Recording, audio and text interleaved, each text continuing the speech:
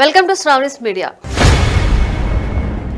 ఆంధ్రజ్యోతి సంస్థల ఎండీ రాధాకృష్ణ తన వీకెండ్ కామెంట్లో చెప్పిన మాట అక్షర సత్యమని వైసీపీ నేతలు మరోసారి రుజువు చేస్తున్నారు. పైకి ఆర్కే కొత్త పలుకుపై విమర్శలు చేస్తూ ధర్నాలు చేస్తున్నప్పటికీ పరిస్థితి బాగా గమనిస్తే పచ్చి నిజాలే ఆర్కే చెప్పినట్లు చిన్నపిల్లాడికి కూడా తెలుస్తుంది. వైసీపీ అధినేత మాజీ ముఖ్యమంత్రి వైఎస్ జగన్మోహన్ రెడ్డి ఓ కుక్కను చూపించి అది పంది అంటే పంది, నంది అంటే నంది అని గంగిరెద్దుల్లా ఆ పార్టీ నేతలు తలూపుతారని ఆర్కే వ్యాఖ్యానించారు. అదే సమయంలో భార్యల గురించి కూడా కాస్త వెటకారంగా వ్యాఖ్యలు చేశారు. అవే ఇప్పుడు తప్పు అంటున్నారు తప్ప జగన్ చెప్పినట్లు తాము ఆడటం లేదనే మాట మాత్రం అనటం లేదు. వైఎస్ జగన్మోహన్ రెడ్డి అమరావతికి బదులుగా మావిగన్ను రాజధానిగా చేయాలన్న వింత ప్రతిపాదన చేశారు. నిజానికి ఈ ప్రకటన చేసిన వెంటనే ఆయన సొంత పార్టీ నాయకులతో సహా అందరూ అధికారంలో ఉన్న తెలుగుదేశం పార్టీ నేతృత్వంలోని సంకీర్ణ ప్రభుత్వాన్ని జగన్ కేవలం ఎగతాళి చేస్తున్నారని భావించారు.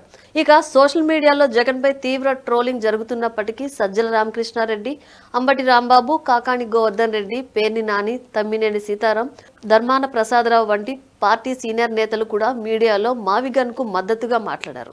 కానీ ద్వితీయ శ్రేణి నాయకులు, పార్టీ కార్యకర్తలు మాత్రం ఈ అంశం గురించి బహిరంగంగా మాట్లాడటానికి సముఖత చూపటం లేదు.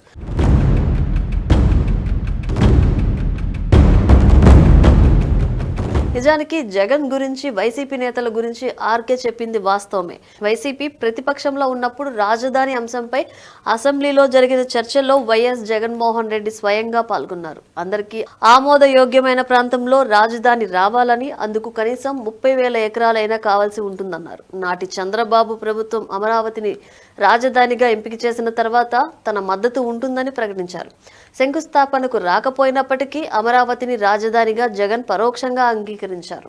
తన ఇల్లు అమరావతి పరిధిలోనే ఉందని, చంద్రబాబుకే ఇక్కడ ఇల్లు లేదని ఎద్దేవా కూడా చేశారు.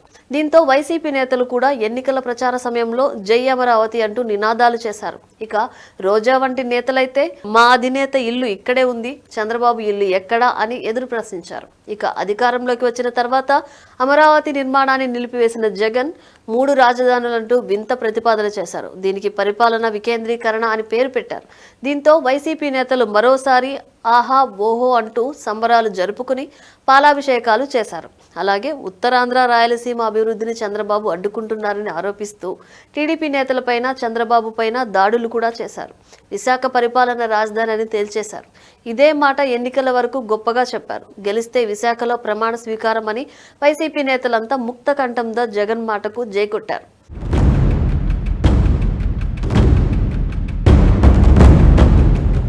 ఇక ఎన్నికల్లో బొక్కబోర్ల పడటంతో మాట మార్చేశారు. వైసీపీ అధినేత అమరావతికి తన సంపూర్ణ మద్దతు ఉంటుందని ప్రకటించారు.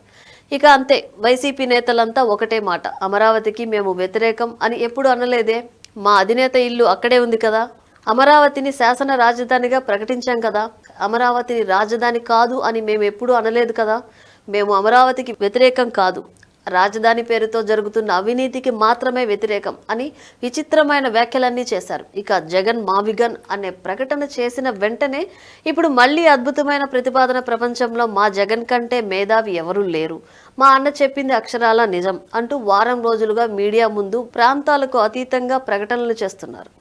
మచిలీపట్నం, విజయవాడ, గుంటూరు ప్రాంతాలు అభివృద్ధి చెందుతాయని, దీనివల్ల రాష్ట్రానికి మేలు జరుగుతుందని వైసీపీ నేతలంతా పెద్ద పెద్ద మాటలు చెబుతున్నారు. ఆ రోజు అమరావతి ప్రాంతాన్ని శ్మశానంతో పోల్చిన మాజీ స్పీకర్ తమ్మినేని సీతారాం విశాఖను పరిపాలన రాజధాని చేస్తే వెనుకబడిన ఉత్తరాంధ్రకు ఎంతో మేలు జరుగుతుందన్నారు. ఆ రోజు జై విశాఖ అన్న తమ్మినేని, ధర్మాన ప్రసాదరావు, బొత్స సత్యనారాయణ, సీదిరి అప్పలరాజు, గుడివాడ అమర్నాథ్ వంటి నేతలంతా ఇప్పుడు మాత్రం మావిగన్కే మా ఓటు, ఇదో అద్భుతమైన ప్రతిపాదన, ఇలాంటి ప్రకటన నభూతో నా భవిష్యత్ అని వ్యాఖ్యలు చేస్తున్నారు.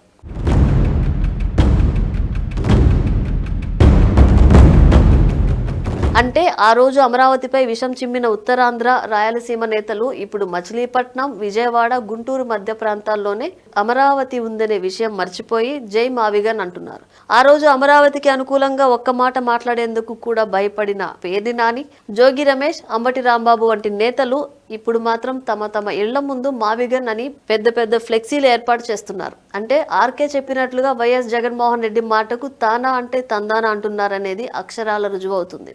ఒక్క రాజధాని విషయంలోనే కాదు, ఏ విషయంలో తీసుకున్నా సరే జగన్ చెప్పిందే వేదం అన్నట్లుగా వైసీపీ నేతలు వ్యవహరిస్తున్నారు. మాజీ మంత్రి వైఎస్ వివేకానందరెడ్డి హత్య జరిగినప్పుడు ముందు చంద్రబాబు చేయించారన్నారు. తర్వాత ఆయన కుమార్తె సునీత ఆస్తి కోసం చేయించారన్నారు. తర్వాత మాకేం తెలియదు అని జగన్తో పాటు ఆయన సతీమణి భారతిరెడ్డి ఆధ్వర్యంలో నడుస్తున్న సాక్షి పత్రిక కూడా మాటలు మార్చేసింది.